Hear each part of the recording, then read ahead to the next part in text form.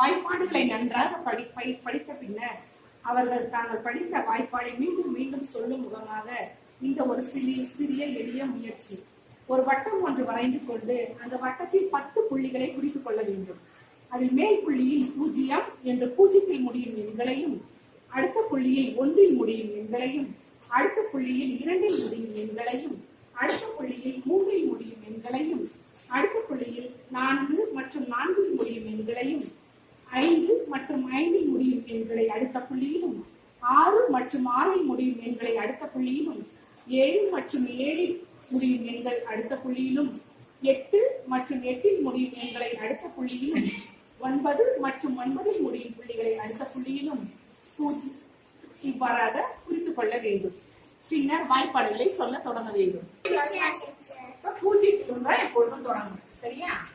1 2